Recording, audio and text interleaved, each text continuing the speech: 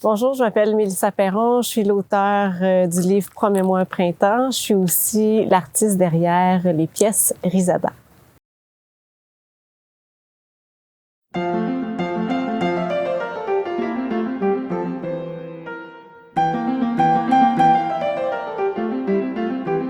Mélissa, tu faisais quoi avant de devenir écrivaine? Avant, ça fait 11 ans que j'ai ma compagnie Risada, donc c'est de la peinture sur porcelaine. Et je vivais de ça. J'ai la grande chance d'avoir mon atelier chez moi à la maison. Et qu'est-ce que t'as amené à écrire? En fait, c'est un rêve que j'avais depuis toujours. Qu'est-ce qui m'a amené à concrétiser ce rêve-là? C'est à 38 ans, quand j'ai eu mon diagnostic d'autisme, j'ai arrêté de me poser les mille et une questions qui faisaient en sorte que je faisais pas tout ce que je voulais faire. Donc, j'ai poursuivi mon rêve, puis j'ai été très chanceuse d'être publiée chez Urtubise. Tu as un super beau style d'écriture. Merci. Ça ne vient pas comme ça. En fait, ça vient comme ça. Écoute, j'ai écrit beaucoup pour moi. Je publiais pas, mais j'ai toujours écrit. Donc, on se peaufine, hein, Voilà, j'ai trouvé mon style comme ça. Mais je te dirais que j'ai écrit la suite de Promets-moi un printemps et j'ai encore peaufiné mon style. Donc, c'est pas le même style. Et ton style, est-ce que tu es inspirée par quelqu'un? Je suis inspirée par Dominique Demers dans le sens que quand on la lit, on est vraiment dans... on dirait qu'on est dans son élément. Il y a beaucoup de tableaux nature dans ses écrits, donc je me suis inspirée d'elle. Moi, j'aime ça aller droit au but, le concret, là. Voilà. Et puis, qu'est-ce que tu as amené à écrire ce livre? Ce livre-là, mais en fait, Promets-moi un printemps, ça parle de Fabienne qui est en dépression. Donc, qu'est-ce que j'ai vécu aussi de nombreuses années à cause de l'autisme, donc c'est une comorbidité de l'autisme. Moi, je suis certaine que c'est parce que j'avais pas encore ce diagnostic-là et je cherchais beaucoup. Il fallait que je passe par ce thème-là. C'est un thème riche, c'est un thème qu'il soit parlé. Je traite des préjugés qui vont avec ça, donc puis je l'ai fait lumineux. Justement, en parlant des préjugés, avant de revenir au côté lumineux de ton livre, dans les préjugés, c'est représenté par Étienne et puis par la mère de Fabienne. Et parle-moi de René. De René? De Brigitte René. En fait, Brigitte, c'est la maman de Fabienne qui est... Est-ce que ésotérique, c'est le bon mot? Elle est très pierre précieuse qui nous guérit, tout ça. Et je pense qu'elle ne croit pas du tout à la maladie mentale. En fait, elle croit plutôt au miracle, hein, que tout peut se guérir comme ça et la pensée magique. Je dirais pas la pensée positive parce que ça, c'est vrai que ça peut nous aider. Mais la pensée magique de dire que du jour au lendemain, ça va partir, non. Donc, Brigitte va confronter souvent Fabienne. Voilà, c'est un personnage qui est très fort. Mais c'est pas un personnage vieux jeu. Non, t'as raison. Elle est de son temps, mais Brigitte est... Bon, vous verrez, là, elle vit aussi ses trucs, hein, Brigitte, donc. Et parle-moi d'Étienne, maintenant. Étienne, on m'a reproché souvent qu'Étienne était un personnage très négatif, très fort et des fois, qui se pouvait pas tellement qu'il était pas gentil et plein de préjugés. Puis au contraire, il faut l'avoir vécu. Étienne, il se peut dans beaucoup de gens, malheureusement, mais oui, ça existe. Est-ce que tu as connu des gens comme Étienne? J'ai connu beaucoup de gens comme Étienne, donc j'ai pris des petites parties puis j'ai formé ce personnage-là. Et il y a aussi des gens qui sont totalement comme Étienne, puis il y a des gens qui ont juste quelques petits défauts, préjugés. Mais oui, Étienne, ça se peut. Puis lui aussi, vous allez découvrir que ça va. En tout cas, il y a des choses à régler aussi. Oui. Peut-être qu'il y a un peu il y a un peu de nous tous là, dans Étienne. Oui, je pense que oui, oui. Il y a des gens qui ont évolué, il y en a que non. Oui, c'est vrai. Ce livre-là, ça a mis combien de temps à l'écrire? Ça a été quand même long entre le fait que je désire l'écrire, que je m'assois pour l'écrire. Je dirais en tout et partout peut-être 2 ans. Ça inclut là, quand je me suis dit, bon, est-ce que je le fais? Qu'est-ce que je fais? Puis quand je me suis assise, là, puis que c'était concret, bien, ça a été droit au but, là, quelques mois. Et qu'est-ce qui t'a donné confiance? Là? Du jour au lendemain, tu deviens auteur, écrivaine. Oui. Il faut avoir du couleur, il faut avoir confiance en soi. Il faut avoir confiance en... Oui. Oui, puis je suis pas gênée de le dire. Tu sais, je sens pas que je me vante quand je dis que je voulais faire ça, puis j'étais prête. Puis quand je me suis dit, voilà, c'est ça que je veux depuis longtemps, puis il y a rien qui va m'arrêter. Est-ce que tu as lu des écrivains, tu as eu des conseils, à part Dominique Demers? Oui. Je ne sais pas si tu as eu des conseils de sa part pour mieux écrire? Non, j'ai eu des conseils plutôt après, quand elle a lu mon livre. Elle m'a félicité, puis ça m'a tellement fait chaud au cœur parce que c'est un auteur, mon auteur chouchou. Donc, de penser qu'elle m'a lu, puis elle m'a dit, Mélissa, je l'ai lu d'abord par amitié, puis après, j'ai rapidement été prise par l'histoire et par le personnage et tout.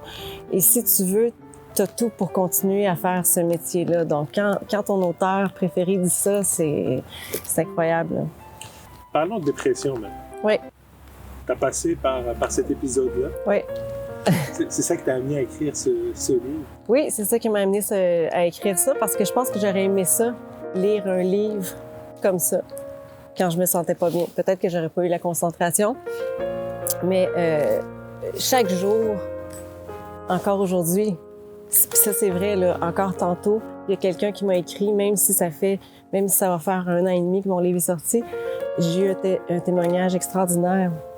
Puis j'en reçois chaque jour. Donc, il y en a qui m'écrivent « Merci d'avoir traité ce sujet-là de cette manière-là, en douceur, puis pas trop aller dans les bas-fonds de la dépression, mais aussi lumineux, comme je disais tantôt. » Et il y a des gens comme qu'est-ce que j'ai reçu aujourd'hui qui me disent « Merci parce que j'avais des préjugés, j'étais un peu comme Étienne, puis ben tu m'as remis d'en face un peu, je me suis réveillée, là. Tu sais, bref, ça sert. Ça parle de dépression, mais c'est pas un livre dépressif. Non, c'est beau, oui, c'est beau comment tu le dis, parce que c'était vraiment ça que je voulais, là. Oui, ça parle de dépression, puis il y a des gens qui m'ont dit « Ah, tu sais, au début, ça me tentait pas de lire ça, parce que, surtout pas en confinement, là, ça me tente pas d'écrire quelque chose qui est lourd. » Puis au contraire, tu sais, mais tu sais, peut-être juste elle qui a fait la couverture, parce qu'on me demande souvent, je suis illustratrice, si c'est moi qui le fais, puis c'est pas moi. Elle s'appelle Amélie Mon Plaisir. Puis on voit Fabienne avec son bulbe de tulipe qui, ben c'est de l'espoir, là. Tu sais. En parlant de tulipes, oui. Oui. On a le temps qui pousse. C'est ça, on attend le printemps. Tu sais, la façon comment Fabienne vit sa dépression, c'est quand même assez un peu magique. Là. Fait que le livre est joyeux, est bien entouré. Oui. Il y a du monde qui vient l'aider. Ça existe-tu, ça? Oui. Je souhaite à tout le monde d'être si bien entouré. Moi, c'était pas... En fait, quand on me demande est-ce que c'est ton histoire, oui, je suis passée par là. Oui, il y a des choses, mais Fabienne, c'est pas moi. J'ai voulu j'ai voulu écrire une histoire sur quelqu'un en dépression, mais c'est très positif aussi autour d'elle. Donc, Fabienne, elle a un amoureux qui est vraiment... qui comprend. Elle a une meilleure amie. Dans son grand désastre, il y a beaucoup de piliers qui sont là pour la soutenir. Oui. Puis elle est allée se faire aider. Oui. Oui, elle est allée se faire aider. C'est-tu nécessaire de se faire aider ou on peut faire ça tout seul? Bien, c'est une grande question parce que je pense que ça... Je pense que je suis pas la bonne personne pour répondre à la question. Moi, je dirais d'emblée, il faut se faire aider. D'emblée. Sauf que je parle à beaucoup de personnes, comme je disais tantôt, de témoignages qui disaient j'ai même pas eu le courage d'y aller et que ça traînait en longueur. Et pourquoi? Mais parce que c'est encore tabou, je pense. Oui. Parce que les gens, ils se poussent à bout. Tu sais, les gens, on va sur les réseaux sociaux puis on lit toutes sortes d'affaires. Toutes sortes d'affaires que les gens ont vécues. Ils sont pas gênés de dire aujourd'hui j'ai une migraine, aujourd'hui mon enfant a eu tel virus. Puis j'aime, en tout cas, c'est rare qu'on va lire un post de je vais assez mal aujourd'hui là que je me tirerai en bas du pont. On lit pas des choses comme ça, puis on veut pas en lire comme ça. Tu sais, on veut pas non plus. Sauf que je parle la manière que c'est tabou. C'est un peu triste, tu sais, qu'il y ait juste une journée. En tout cas, je sens que on en parle beaucoup à la fin janvier. Il y a une journée pour la santé mentale qui est très importante. Il faudrait que ça soit chaque jour. Puis tu sais, juste demander à quelqu'un, là, tu sais, le comment ça va, là, qu'on sert à tout le monde, là, ben, d'être vraiment là quand on dit, puis être capable de recevoir. Moi, je te vois aller. Ce que je trouve admirable, parmi d'autres choses, c'est comment tu exposes ta vulnérabilité. Ben, en fait, c'est parce que je trouve pas ça vulnérable. Tu sais, écoute, peut-être que j'ai une manière différente de penser, mais je trouve ça très normal de pas aller bien. Tu sais, si tu te casses un bras, ben il y a rien là, puis tu sais, on va le dire, on sera pas gêné, mais écoute, peut-être que je suis faite comme ça, puis peut-être que c'est un défaut aussi de rien trouver tabou. Mais j'ai de la misère à comprendre qu'on puisse être gêné de ça. Est-ce que c'est de notre faute? Non. Puis on peut pas juger parce qu'il y a personne qui peut se dire ça m'arrivera jamais. Tu sais, il y a personne qui va juger quelqu'un qui a un cancer du sein, là. Il y a personne qui va faire ça. Puis il y a personne qui peut se dire ça m'arrivera jamais. Revenons sur la suite, maintenant. Oui. De ton livre. Oui. Alors, j'ai écrit la suite. Je viens tout juste de terminer. En tout cas, moi, quand j'ai écrit le premier, les gens te connaissent pas. Il y a un stress de dire, mon Dieu, est-ce qu'ils vont aimer ça? Et quand le premier, je peux dire que ça a bien marché, que ça a bien fonctionné pour moi. Le public, les lecteurs étaient là, sont extraordinaires. Écrire le 2, ça a une pression. Parce que j'ai l'impression d'avoir les lecteurs un petit peu par-dessus mon épaule. Et au début, j'étais très crispée. Là. Au début, c'était pas naturel du tout. Puis je me suis dit, regarde là, laisse-toi aller. Puis je me suis vraiment... Est-ce que je peux dire ça? Oui. Je me suis vraiment plus amusée dans la suite. Parce que Fabienne, c'est 7 ans plus tard, parce qu'on n'est plus du tout en dépression. Voilà. Et on apprend que Fabienne est autiste. Donc encore là, vous allez rire, mon Dieu, c'est ton histoire. Ben c'est pas mon histoire. Mais c'est 2 thèmes très riches qui font partie de ma vie. Hein. J'ai été en dépression à l'adolescence. Il faut en parler autant qu'il faut parler des femmes autistes Asperger. On peut être maman, on peut être entrepreneur, on peut être... voilà. As-tu un conseil à donner aux gens qui se sentent dépressifs, surtout dans cette période-là? Bien, un conseil, encore là, je suis pas l'experte, hein, mais je pense qu'on n'a jamais vu autant de gens dehors sortir, mais surtout, concrètement, je dirais de ne pas se gêner d'en parler. Puis je pense que est-ce qu'on peut dire que ça a eu du bon avec cette pandémie-là? Je pense qu'on entend énormément parler, là, comment les gens se sentent. Il y a des lignes d'écoute. Tu sais, maintenant, on a pas mal tout à portée de soi, là, en ligne ou sur le web, tout ça. Donc, de ne pas se gêner d'en parler.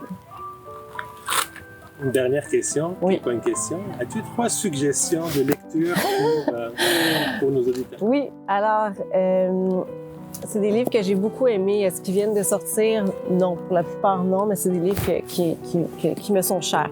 Donc, Julie Daché, Dans ta bulle, les autistes sur la parole, écoutons-les. Donc ça, c'est un livre extraordinaire pour ceux qui veulent un peu comprendre. C'est des témoignages d'adultes autistes. Voilà, très bon. Un autre sur la peintre Corneau.